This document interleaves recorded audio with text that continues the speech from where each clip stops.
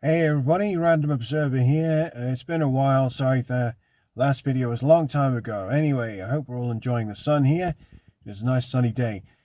And in today's video, I just wanted to talk about something which is more philosophy, I suppose, than politics, but it sort of comes into it.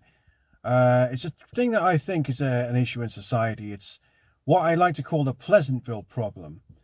If anyone's seen the movie Pleasantville, it's a very, very clever social satire.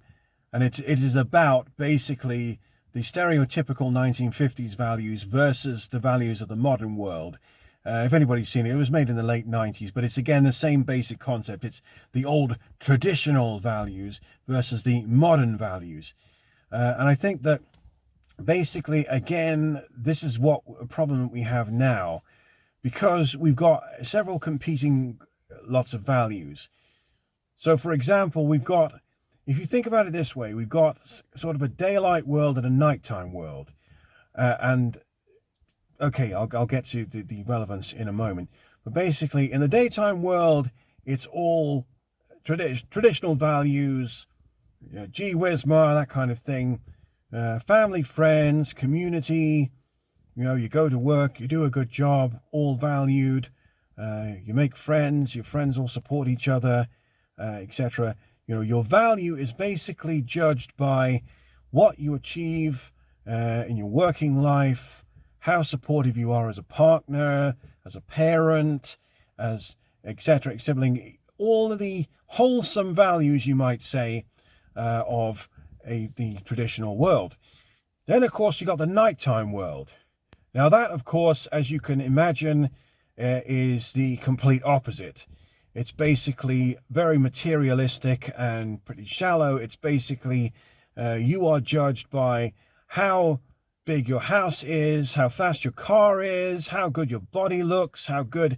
It's all kind of surface level values. What your body count is, how good your sex organs are, that kind of stuff. It's obviously not for family viewing. It's basically the adult world, if you like. And it's the polar opposite. Now, either one of these worlds is fine in isolation. The problem, as I see it, is that the two worlds collide.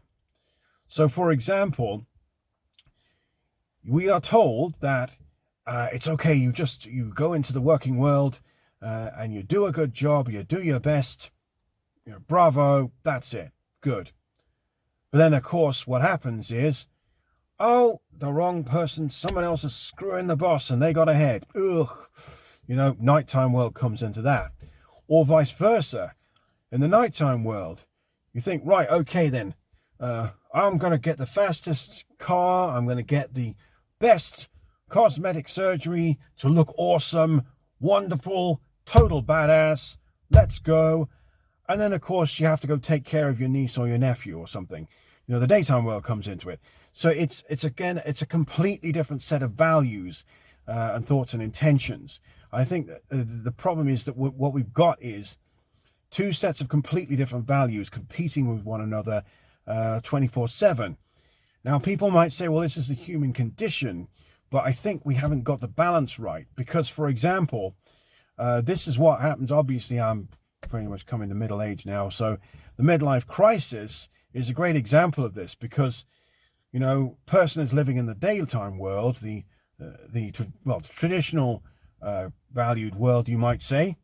They're doing a good job, they're doing well at their job, they seem to have a good family life, they seem to have a good personal life, and then suddenly, revelation, oh my goodness, I haven't been screwing around X, Y, and Z with beautiful people here, I haven't been earning a hot shot wage, salary, whatever, in this role. Oh my goodness, right, I've got to do something. And then, of course, they quit their job, they move home, they start trying to screw around, etc., etc., because the nighttime world suddenly invades, because they've been living entirely in the daytime world, and they've had to suppress or basically ignore the other set of values. So, of course, it catches up with them. Or, I guess you would say this is more social psychology, or if they've had a respectable job, like, say, an accountant, someone who has to be on the best behavior, straight-laced, etc., etc. As I saw on one program, of course, this person was into some pretty devious kinks. And it's not surprising because, of course, the more you try and suppress the other side of your nature, the more it's going to come out. The more if you live entirely in the daytime world, the nighttime world is going to come rushing in, and vice versa as well. If you live entirely in the nighttime world, if you just screw around 24/7, just put your career first before anything else, etc., etc., then you could end up with, for example, a child born unplanned pregnancy comes along, and then suddenly you've got to be responsible. The daytime world invades, another set of values. Again, I think we have not got the balance right.